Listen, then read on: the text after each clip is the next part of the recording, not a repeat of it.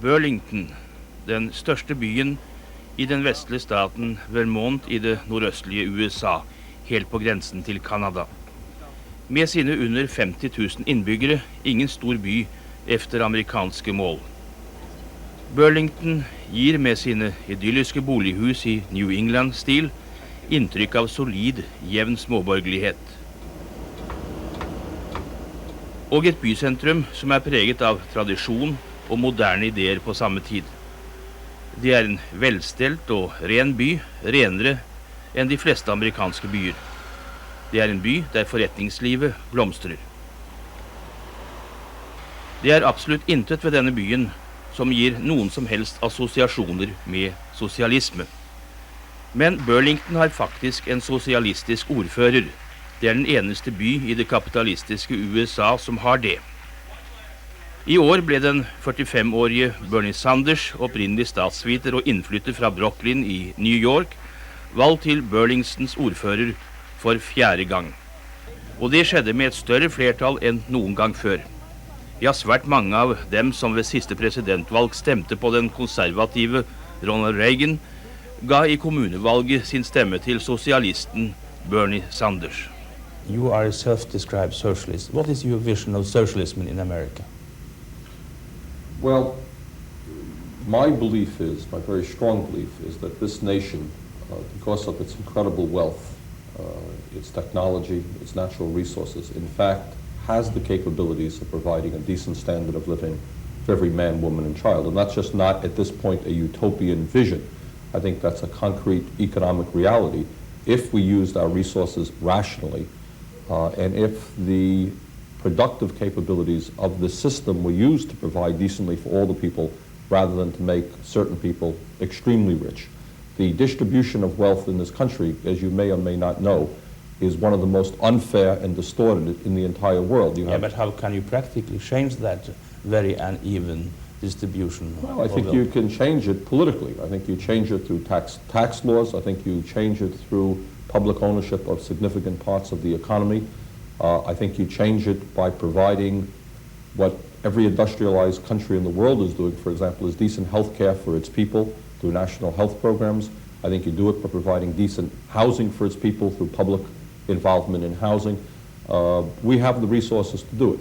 But how can you believe in socialism as an idea when people in socialist countries don't believe in it? Well, I think that's perhaps a debatable issue, and I think that has to do with what the kinds of socialist policies that have been developed by the socialist countries. Do you see any country today in the world, any country which is socialist? I think that there are different countries at different levels. For example, if you talk about what's going on in Sweden today, is Sweden having any problems? Of course they're having problems. But you know, one can't isolate a situation and say, look, socialism has failed over there compared to what? Do you know that in the United States of America today, the average married couple can no longer afford a home? They can't afford a home.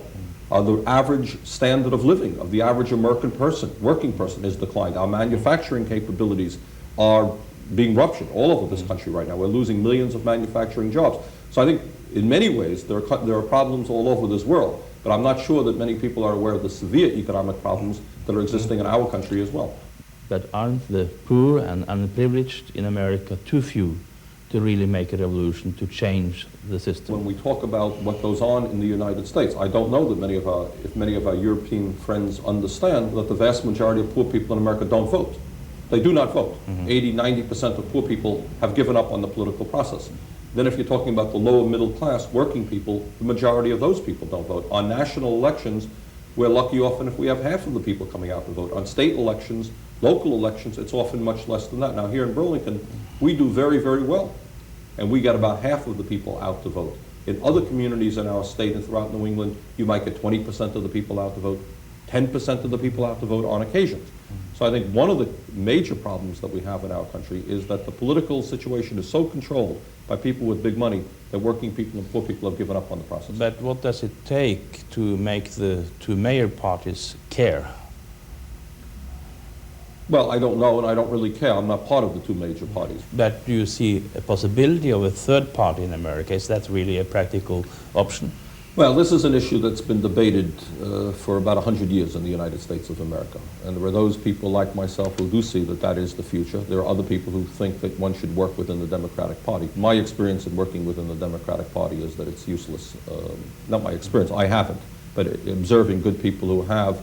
Ultimately, I think what you find out on the national level and on the state level is that the people who control the Republican Party are not very different from the people who control the Democratic Party. Where are you going from here? Well, you have another period as a mayor, but do you have any ideas about your own political future? No, I really don't. This is what I told the people. This is the fourth election that I've won.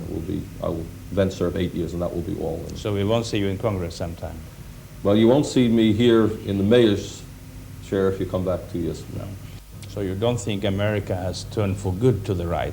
Oh, no, absolutely not. I think what there is, though, is in America a much greater political ignorance, if you like, than Europeans can really understand. For example, the whole issue of class analysis.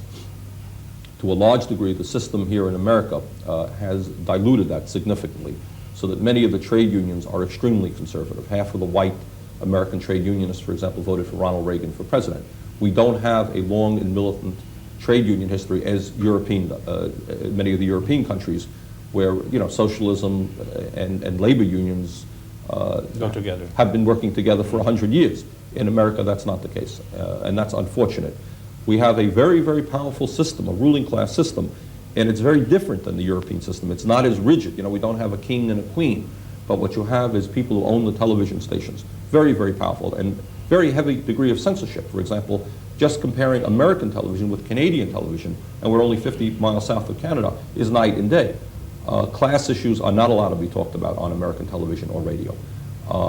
The nature of the newspapers are more and more concentration of large corporations owning the newspapers in various cities. So in terms of the information that people are getting out, for example, just last night I was watching Canadian television, which we get down here. There was a program on Cuba. We're not allowed to see those programs here in the United States.